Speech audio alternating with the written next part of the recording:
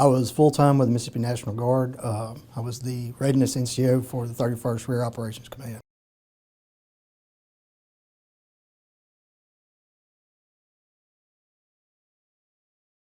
When you got to about Hattiesburg South, that's when you could see the pine trees just laid over. And I got to Harrison County, where we linked up with everybody. And one of the first things that caught my eye was the reefer trucks, or the reefer trailers. And those were where they were keeping the bodies on, cold.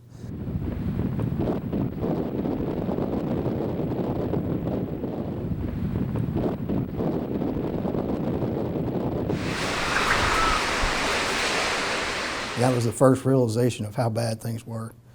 And then when we got across the tracks below 90, that's when it was just total devastation. You got to see firsthand the casinos on the other side of 90 where they were on the Gulf side, now they were on the north side.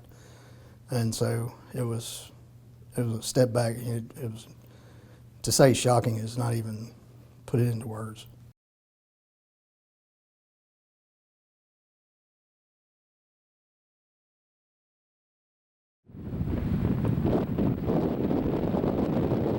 But again, total devastation. I was actually assigned to Jackson County, so I was over at the Pascagoula EOC.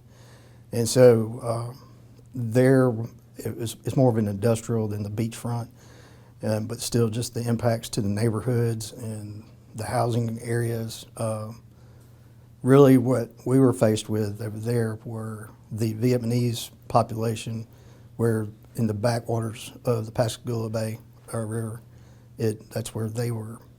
They tried to escape, and a lot of them didn't make it out. The one thing that we did have was donations. The donations started rolling in, and this was not FEMA donations. This was the churches and the local communities coming up with stuff and just bringing stuff. And it was welcomed at first, and then it became a problem because we had so much.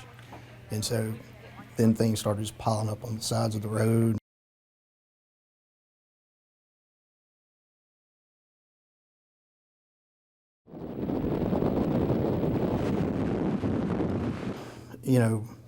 The one thing that I took away from it was don't underestimate the things, because I think that was a lot of what the problem was, is the coast had not seen an event like that since Camille, and we haven't seen anything since Katrina, so there's that sense of it won't happen again.